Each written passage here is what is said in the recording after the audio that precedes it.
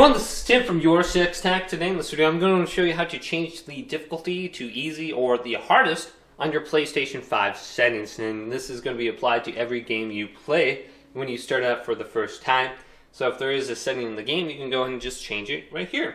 So let's go to settings, scroll on down under this screen till we get to where it says save data in game app settings.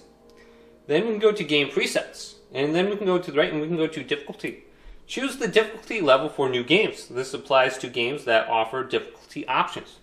So we have game default, we can change it in the game.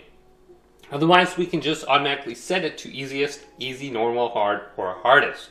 Except if you're playing Elden Ring, everything would be the hardest no matter what. So you can change the difficulty in here if you're someone who likes playing single player games, and this could save you maybe a couple seconds. But hopefully this video did indeed help you out. Did leave it a big thumbs up. And subscribe to my channel down below for more tech up videos coming up next on Your Six Tech.